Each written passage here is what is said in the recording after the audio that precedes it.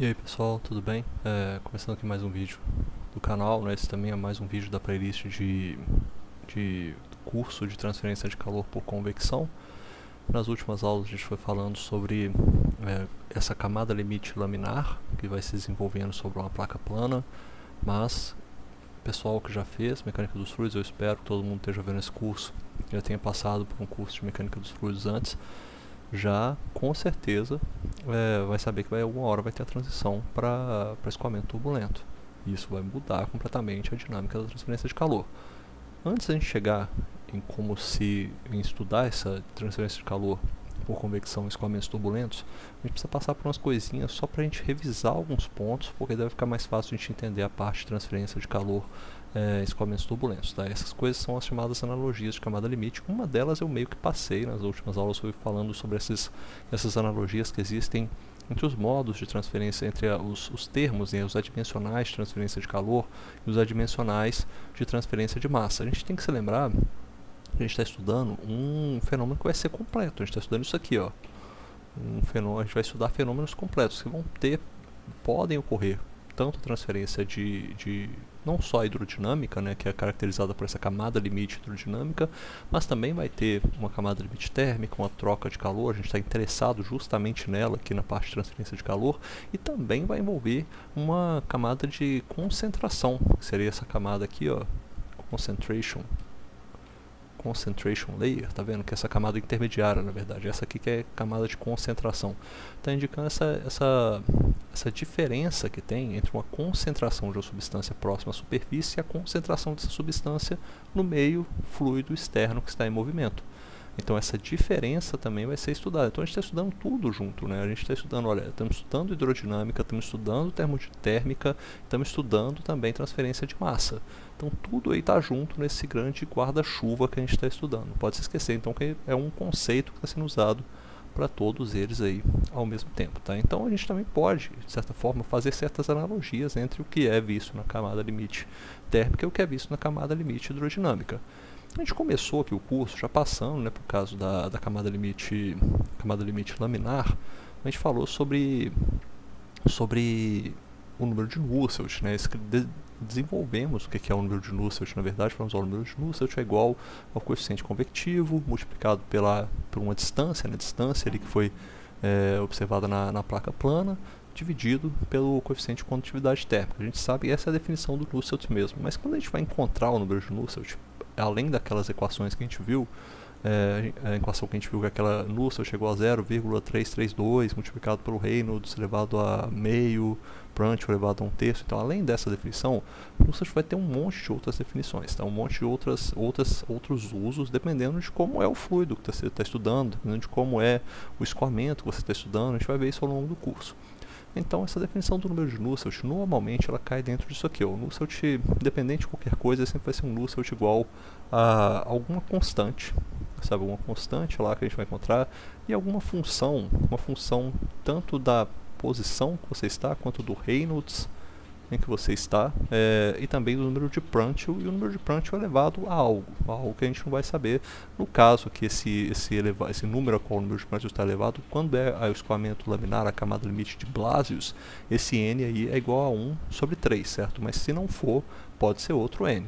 E a gente sabe que isso aí também tem um número, aqui esse número de Nusselt é x, a gente pode ter também um número de Sherwood, se a gente estiver falando de transferência de massa, que ele é análogo, né? Vai ser uma constante vezes uma função de uma distância ali, da distância a partir do modo de ataque da placa plana, o número de Reynolds também, né, também é dependente dele, e dependente agora do número de Schmidt, elevado a um n também. No caso, se for a placa plana, o escoamento de Blasius esse n vai ser igual a 1/3.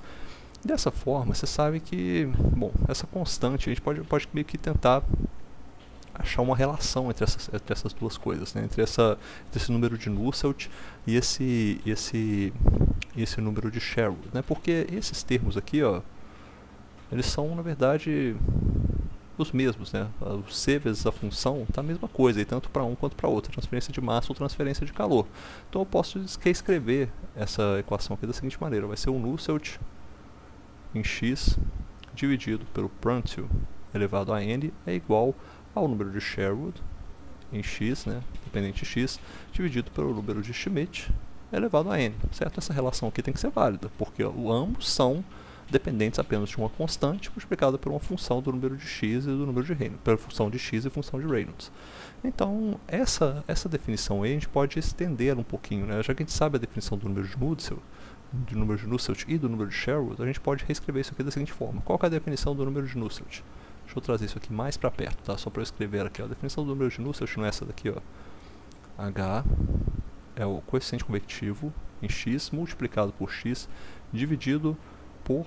Ah, não, aqui eu estou usando um L, só que vamos supor que eu estou vendo esse número de Nusselt ao longo de uma placa de comprimento L, tá? Então vai ser definido dessa forma, que é o H vezes uma placa de comprimento L dividido pelo coeficiente de condutividade térmica do fluido, que é o kappa, que está aí, dividido, isso aqui tudo dividido pelo Prandtl elevado a n. Isso aqui tem que ser igual, mesma coisa para o número de Sherwood, que está aqui em cima, ó. O número de Sherwood tem a mesma definição, vai ser o coeficiente convectivo, só que agora o coeficiente convectivo da massa, multiplicado pelo comprimento, onde a gente está estudando, dividido pelo D, que é essa difusividade, esse coeficiente de difusividade de A para B, dividido, tudo isso aí dividido pelo número de Schmidt elevado a n, beleza? Então fica com essa relação aí. E agora eu posso isolar todo mundo e criar uma relação de H, do coeficiente convectivo de transferência de calor, dividido pelo coeficiente convectivo por transferência de massa. Posso criar essa relação, é só reagendar, reorganizar as coisas que estão aí nessa definição, vai ficar da seguinte forma, é igual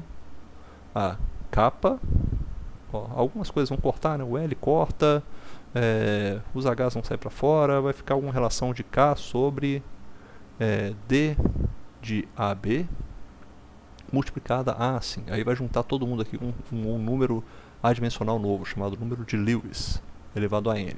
Ou que a gente pode reescrever, né, com esse kappa sobre DAB também pode ser escrito dessa maneira aqui, ó. Rho de CP vezes o número de Lewis, elevado a 1 menos n, beleza? Pode ser escrito dessa forma aí. Por quê? Porque você tem uma certa definição, que é essa daqui, ó. Vou escrever para vocês aqui embaixo. Que esse número de Lewis, ele é definido assim, o número de Lewis, ele é igual a, vou escrever dessa forma, número de Lewis. É um outro adimensional. A definição do número de Lewis é essa aqui, ó. Ele é igual a Schmidt sobre Prandtl, ou, se a gente quiser escrever dessa forma, é o coeficiente de difusividade térmica dividido pelo coeficiente de difusividade de massa. Olha, agora bypassou o Schmidt e o Prandtl, né? Porque o número de Schmidt não é aquela razão entre a difusividade e a quantidade de movimento sobre a difusividade térmica, e o número de Prandtl não é a razão do difusividade.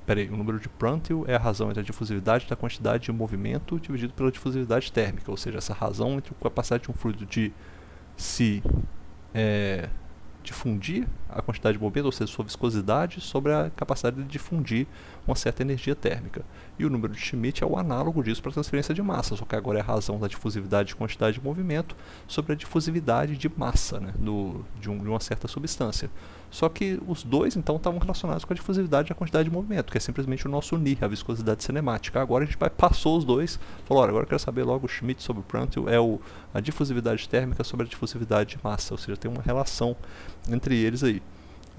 Essa razão, ela pode ser encontrada, então você pode usar isso daí, por exemplo, para você encontrar a partir de um certo coeficiente convectivo que você tiver para transferência de calor, por exemplo, você encontrar qualquer coeficiente convectivo para transferência de massa, já que se tiver um fenômeno ocorrendo as coisas todas ao mesmo tempo, sabe? Você pode encontrar isso daí e fazer esse estudo. Então essa relação aqui ela é muito útil para a gente, para bypassar alguns problemas que vão acontecendo quando a gente vai tentando resolver problemas aí de transferência de calor, beleza?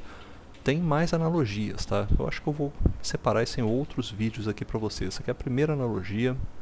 Tem uma outra analogia também, que é a analogia deixa eu ver se eu coloco ela aqui para baixo. Tem a analogia do resfriamento evaporativo. Essa daí é bem legal. Deixa eu ver se eu coloco sobre ela aqui para vocês. Ela é um pouco maior, depois tem a analogia de Reynolds. Eu acho que eu vou vou deixar em outros vídeos. Eu falo essa analogia do resfriamento evaporativo, eu falo num próximo vídeo, beleza? Para não ficar muito longo também. Um abraço, pessoal, até mais, até o próximo.